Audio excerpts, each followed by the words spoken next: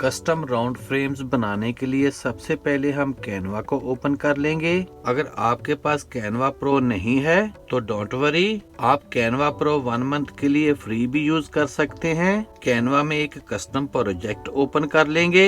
मैं यहाँ 1080 बाई 1080 लिखकर क्रिएट न्यू डिजाइन पर क्लिक करूंगा। अब मैं इस पेज की बैकग्राउंड का कलर चेंज कर लूंगा। ऊपर से कलर पर क्लिक करके मैं यहाँ से ग्रीन कलर सेलेक्ट कर रहा हूँ। अब एलिमेंट्स पर क्लिक करके मैं एक सर्कल शेप अपने वर्क स्पेस में ऐड कर लूंगा। इसका भी हम कलर चेंज कर लेंगे। कलर पर क्लिक करके मैं इसको ब्लैक कलर दे दूंगा। इसको मैं यहाँ रख कर इसके साइज को इंक्रीज करके इस पेज में फिट कर लेंगे। अब यहाँ बॉर्डर स्टाइल पर क्लिक करके यहाँ बॉक्स में 14 लिखकर एंटर कर देंगे। फिर बॉर्डर कलर पर क्लिक करके मैं यहाँ से व्हाइट कलर सेलेक्ट कर लूंगा। अब इस सर्कल शेप पर टैप करके मैं इसकी एक डुप्लीकेट बना लूंगा। फिर पोजीशन पर क्लिक करेंगे और यहाँ लॉक के साइन पर क्लिक करके इसको लॉक कर देंगे और यहाँ बॉक्स में 680 टाइप करके एंटर कर देंगे।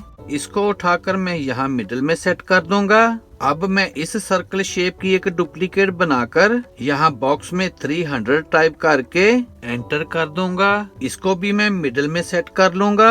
अब मैं एलिमेंट से एक स्ट्रेट लाइन यहाँ ऐड कर लूंगा। ऊपर से स्ट्रोक स्टाइल पर क्लिक करके यहाँ बॉक्स में 14 टाइप करके एंटर कर देंगे। इस लाइन का कलर हम व्हाइट ही रखेंगे।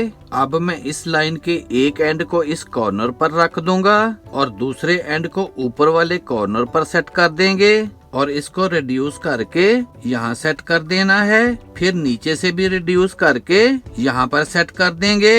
अब मैं इस लाइन की डुप्लीकेट बनाकर इसको यहाँ इस लाइन तक रिड्यूस कर लूंगा। फिर मैं इस फर्स्ट लाइन को सिलेक्ट करके इसको यहाँ तक रिड्यूस कर लूंगा। अब हम इस लाइन की डुप्लीकेट बनाकर पोजीशन पर क्लिक करेंगे। यहाँ रोटेट के बॉक्स में 0 टाइप करके एंटर कर देंगे। इसको उठाकर मैं यहाँ सेट कर दूंगा। आप यहाँ से इस पर्पल गाइडलाइन को फॉलो कर सकते हैं। अब मैं इस लाइन की डुप्लीकेट बनाकर इसको ऑपोजिट साइड पर यहाँ रख दूंगा। अब मैं इस लाइन की डुप्लीकेट बनाकर यहाँ रोटेट के बॉक्स में 90 टाइप करके एंटर कर दूंगा और इसको उठाकर मैं यहाँ टॉप पर सेट कर दूंगा।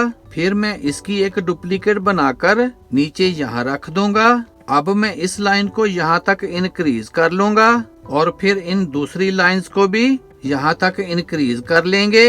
अब मैं इस लाइन की डुप्लीकेट बनाकर यहाँ बॉक्स में -45 टाइप करके एंटर कर दूंगा और इसको मैं यहाँ रख दूंगा। फिर इसकी एक डुप्लीकेट बनाकर इसको मैं यहाँ सेट कर दूंगा and then we have it. तो अब ऊपर शेयर पर क्लिक करेंगे। यहाँ से JPEG को सिलेक्ट कर लेना है। फिर डाउनलोड पर क्लिक करके इसको डाउनलोड कर लेंगे। अब हमने इनको सेवरल पार्ट्स में डिवाइड करना है, तो उसके लिए हम अपने ब्राउजर से गूगल को ओपन करके यहाँ कन्वर्ट IO लिखकर सर्च करेंगे। यहाँ से ये वाली वेबसाइट को ओपन कर लेंगे। अब इस पेज से यहाँ चूज फाइल्स पर क्लिक करके जो JPEG हमने डाउनलोड की है उसको सिलेक्ट करके अपलोड कर देंगे और यहाँ कन्वर्ट टू के बॉक्स में SVG को सिलेक्ट कर लेंगे। फिर कन्वर्ट पर क्लिक कर देंगे। कुछ ही सेकंड में हमारी फाइल कन्वर्ट हो जाएगी। तो यहाँ डाउनलोड पर क्लिक करके इसको डाउनलोड कर लेंगे।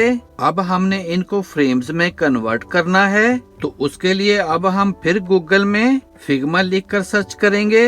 यहाँ से ये वाली वेबसाइट को ओपन कर लेंगे। इस पेज से यहाँ मेन मेन्यू पर क्लिक करके फाइल पर क्लिक करेंगे और यहाँ से प्लेस इमेज को सिलेक्ट करके जो SVG फाइल हमने डाउनलोड की है उसको सिलेक्ट करके अपलोड कर देंगे। अब ये जो आप मेरे माउस पॉइंटर पर देख रहे हैं, ये हमारी वो SVG फाइल है जो हमने अपलोड की है। मैं इसको इस पेज में टैप करके ऐड कर लूंगा। इसको रीसाइज करके मैं यहाँ रख दूंगा।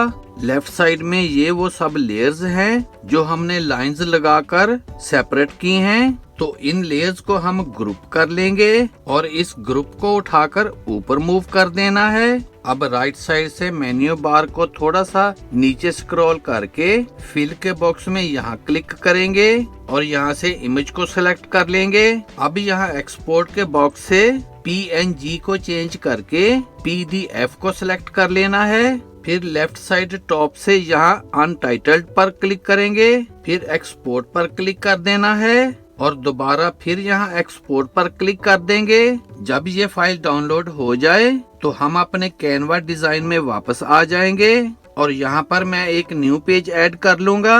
फिर जो PDF फाइल हमने फ्रेम्स बनाकर डाउनलोड की है मैं उसको यहाँ अपलोड कर लूंगा। इसको मैं इस पेज में ड्रैग कर लूंगा। अब मैं इस पेज की बैकग्राउंड का कलर चेंज कर लूंगा। कलर पर क्लिक करेंगे और मैं इसको पिंक कलर दे दूंगा। अब हमारे पास ये सब इंडिविजुअल फ्रेम्स बन के आ चुके हैं। तो अब आप इन फ्रेम्स में अपनी या अपनी फैमिली की पिक्चर्स ऐड कर सकते हैं। मैं कैनवा गैलरी से स्टॉक पिक्चर्स इन सब फ्रेम्स में एक एक करके ऐड कर लूंगा। पिक्चर पर डबल क्लिक करके आप पिक्चर के साइज को एडजस्ट कर सकते हैं। मैं वीडियो को फास्ट फॉरवर्ड करके इन सब फ्रेम्स में पिक्चर्स ऐड कर रहा हूं। जब इन सब फ्रेम्स में आपकी पिक्चर्स ऐड हो जाएं, तो मैं इस पेज की एक डुप्लीकेट बना लूंगा और इस थर्ड पेज से मैं इन सब फ्रेम्स को सिलेक्ट कर लूंगा। इनके साइज को रिड्यूस करके इनको यहाँ प्लेस कर दूंगा और अब मैं यहाँ से कुछ फ्रेम्स को डिलीट कर दूंगा। इस फ्रेम को सिलेक्ट करके इसको डिलीट कर देंगे। फिर मैं इसको सिलेक्ट करके इसको भी डिलीट कर दूंगा और इस मिडल वाले फ्रेम्स को भी यहाँ से डिलीट कर देंगे।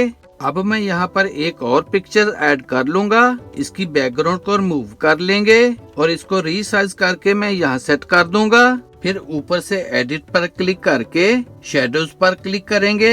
यहाँ से आउटलाइन को सिलेक्ट कर लेना है। इसके साइज को थोड़ा सा इंक्रीज कर लेंगे। फिर कलर पर क्लिक करके सेम बैकग्राउंड वाला कलर दे देंगे। अब मैं बैकग्राउंड पर टैप करके इसका कलर चेंज कर लूंगा। कलर पर क्लिक करके यहाँ पेंसिल पर क्लिक करेंगे और फिर यहाँ आउटलाइन कलर पर टैप कर देंगे। अब मैं इस पेज की एक डुप्लीकेट बना लूंगा और इस पेज से मैं यहाँ इस फ्रेम को सिलेक्ट करके इसको डिलीट कर दूंगा। फिर मैं इस फ्रेम को सिलेक्ट करके इसको भी यहाँ से डिलीट कर दूंगा। Here is the final result। इसी तरह आप अपनी मर्जी से जैसे चाहें इन फ्रेम्स को मॉडिफाइड कर सकते हैं। वीडियो अच्छी लगे तो सब्सक्राइब करें मेरे इस चैनल को और वीडियो को ज्यादा से ज्यादा शेयर कर दें। See you in the next video। Goodbye।